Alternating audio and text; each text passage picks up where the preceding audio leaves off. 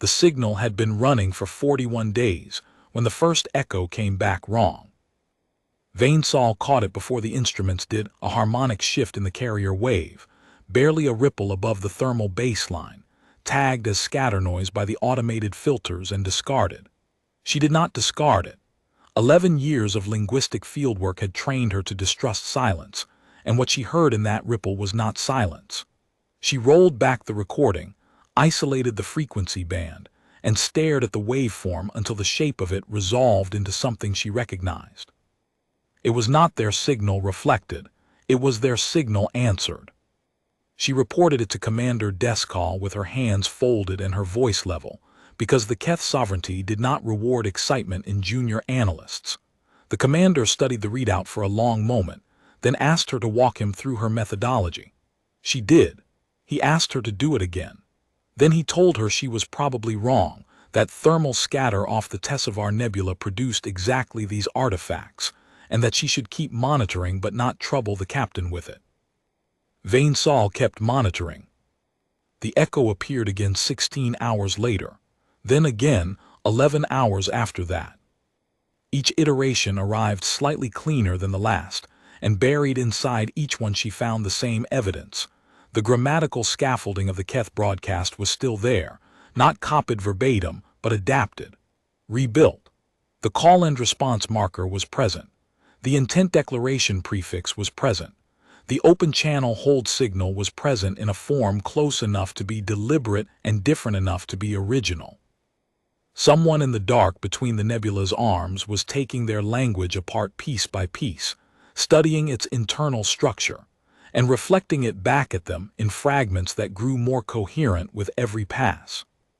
She bypassed the commander and walked directly to the captain's station, which broke 3 separate protocols and would certainly be noted in her service record. She did not care. She laid the full progression out in front of Captain Vosrien and said, "Someone out there is learning to speak to us." The captain studied the data without speaking. Outside the forward ports, dead space offered nothing, no inhabited systems within 6 light minutes, just the cold glow of the Tessevar Nebula at the far edge of scanner range. They had come here on a deep drift survey, following a theoretical gap in the nebula's stellar density that old mapping data had flagged as possibly traversed. The broadcast array had been deployed on the off chance that the old data was right and something moved through the gap. Something did. "Increase array power," the captain said. "Narrow the beam toward whatever bearing those echoes are using. And give analyst Vainsal a direct console." She had her console within the hour. She stripped the Keth broadcast down to its grammatical skeleton, call marker, intent marker, hold signal, and sent it clean and deliberate on a tight beam, no ornamentation, nothing that could be misread. Then she waited. 6 hours and 20 minutes later, the response came in on their primary communications band. Not a ghost in the noise, not an echo in the scatter. A clear, deliberate signal using the correct Keth frequency protocol for a confirmed 2-way acknowledgement, transmitted by someone who had just demonstrated they knew exactly what that protocol meant and had chosen to use it. Vainsal's hands went still on the console. 40 kilometers off the port quarter, a ship uncloaked. It appeared without drama, no burst of displaced energy, no thermal bloom, just a vessel that had not been there and then was. Mid-class by Keth standards, smooth-hulled, running no visible weapons arrays. Its registry markings were in a script none of them recognized. It held its position with the disciplined stillness of a crew that had been holding that position for a very long time and had made a deliberate decision about the moment they would reveal it. The bridge did not panic. It went quiet in the way that happens when people suddenly understand the universe is larger than it was 30 seconds ago. The communications board lit. The incoming handshake used Keth protocol flawlessly. Vainsal accepted the hail. What followed was not speech in any form she had encountered before. It was a structured tonal sequence, not Keth, but built from Keth components, the way a scholar might assemble sentences from vocabulary still too new to carry emotional weight. The sequence said, translated as closely as she could manage. Contact acknowledged, state. We have listened, state. We offer, continuation. Her fingers were already moving. She replied in the same stripped scaffold. Contact acknowledged, we receive, we ask, identity and origin. The response took 4 minutes. When it came, it was more complex than anything they had sent before, and she understood why. They had used those 4 minutes to build something new from the pieces they had accumulated. The sequence said, rendered as best she could into Keth notation. We are Terran, we carry the designation Meridian. We encountered your signal duration marker 41 days ago. We have studied, we were uncertain, Do you wish continuation? 41 days. They had been in the dark since the first hour the Keth array went live, parked at 40 kilometers, close enough for passive sensors to read hull temperature, scrubber output, reactor signature. And they had spent those 41 days quietly pulling the Keth broadcast language apart, learning its skeleton, before they decided the moment was right to answer. She did not relay the translation immediately. Instead, she sent a follow-up sequence. She asked them, using the same stripped scaffold, to repeat the duration marker back to her in a different grammatical position. A linguist's test, the kind used to verify whether a subject understood structure or was simply pattern matching. The response came in under 2 minutes, the duration marker repositioned correctly, with a small addition she had not requested, a modifier she had never included in the Keth broadcast, one that in the grammatical context could only mean something like, we counted. They had tracked the days deliberately. They had been keeping time. Vane Sol relayed the full translation to the captain and added her own assessment without being asked. They did not want to startle us. They were waiting until they could speak. The captain sat with that for a moment, then asked them why they stayed hidden. The exchange took 9 minutes. The Terran response was longer than anything they had sent before, and Vane Sol worked through it slowly because they had begun using a secondary harmonic layer to carry nuance, a theoretical technique she had studied in graduate seminars but never seen deployed by anyone outside an academic paper. Once she unpacked it, what the sequence contained was something close to an apology.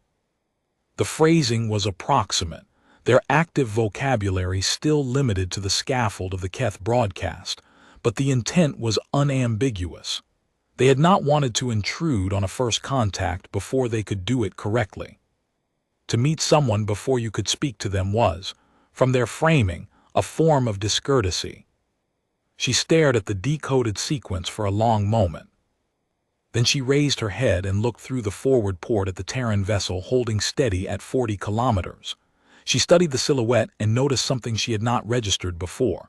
There were no weapons ports on the hull, not concealed behind plating, not retracted, absent. This was not a warship reconfigured for a diplomatic encounter. This was a vessel built entirely for this kind of meeting, crewed by people whose entire purpose was to learn to say something before they said it.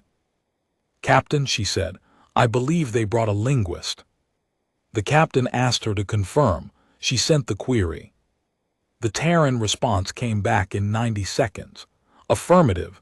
Our delegation is composed of translation specialists. We carry 7, each assigned to the study of your signal. 7 specialists, 41 days. They had put 7 people on the problem of learning to say hello correctly. She was still absorbing that when a second unsolicited message arrived from the Meridian. She had not queried. They had sent it anyway, a single short sequence, structured with the sincerity marker she had used earlier, which told her they understood its meaning. The sequence said, we ask permission to share 1 additional item. She granted it, curious. What came back was a compressed data packet tagged with a Keth standard file type header, which told her they had decoded enough of the broadcast to know what a file type header was, and when she opened it, she found a partial index. 41 entries, 41 days. Each entry was a time-stamped record of a grammatical feature they had isolated and decoded, listed in the order they had cracked them, from the basic carrier protocol down to the sincerity marker. It was their work log. They were showing her how they had done it. She stared at the index for a full 30 seconds. Then she printed it and set it on the edge of the console where she could see it. She was still absorbing that when the secondary proximity sensors triggered a passive alert, no threat signature, no targeting lock. She checked the display before the captain could ask. 3 more vessels had uncloaked at 200 kilometers, arranged in a quiet arc behind the meridian, larger than the frigate, considerably larger, but carrying the same smooth lines, the same absence of weapons emplacements. They had been there the entire time, parked 200 kilometers out, silent, watching everything that had just unfolded. The bridge crew absorbed this without speaking. Commander Deskal moved to Vane Sol's station and read the sensor returns over her shoulder. He said nothing. He had been wrong and he knew it, and this was not the moment. She did not look at him. She sent one more sequence to the meridian. We observe your companions, ? Their purpose here. The answer came back immediately. No hesitation markers in the syntax, no qualification, no hedge. It said, they are here because this moment was considered important enough to be witnessed. She translated it for the captain. He read it twice, set the display down, looked through the forward port at the Terran Frigate holding steady in the dark. The survey ship carried 19 crew, 1 analyst, and a broadcast array that had been running on low-priority autopilot for 41 days into what everyone aboard had quietly agreed was probably empty space. Whatever calculus the Terrans had run, whatever probability they had assigned to a signal being real rather than noise, whatever decision chain had moved 4 vessels and 7 linguistic specialists to a null coordinate in a gap between stellar arms, the outcome was sitting 200 kilometers off the bow. An audience that had traveled across how many light years to watch the moment when 2 species discovered they were not alone. Vane Sol was the one who had caught the echo. She was the one who had bypassed the commander and broken the protocols and put the progression in front of the captain. She was, on this ship, the only person whose entire career had been pointed at exactly this possibility. She was 29 years old, and she understood that she was watching something that would outlast every living person on this vessel. She was also watching something else. She was watching what it looked like when a species that could have arrived with overwhelming force instead arrived with 7 translators and 3 ships of witnesses. Tell them, the captain said at last, that we agree. She composed the reply with care, the cleanest version of the Keth acknowledgement prefix she could produce, the sincerity marker placed correctly, the continuation hold signal at the close to indicate they expected the conversation to go on. She transmitted it and watched the meridian's running lights shift through a narrow color change, amber drifting toward blue and holding there, which she suspected carried meaning she did not yet have the vocabulary to decode. She added it to her notes. That was what came next, years of notes. Years of building vocabulary, mapping grammatical registers, constructing a shared lexicon piece by piece from what both species had brought to this dark coordinate between the nebula's arms. She had done versions of this work before, closing smaller gaps between species that at least shared common chemistry and parallel evolutionary pressures. She had never done it across a distance this wide. But the Terrans had shown her today something about how they approached a distance this wide. They did not shout across it first and negotiate comprehension later. They did not arrive with force and demand understanding as a condition of peace. They sat 40 kilometers out for 41 days and learned the shape of another language before they opened a channel. They sent a linguist. They brought witnesses. They apologized in the only vocabulary available to them for having listened before they announced themselves. Vane Sol understood in that moment that she was not translating a language. She was translating a philosophy.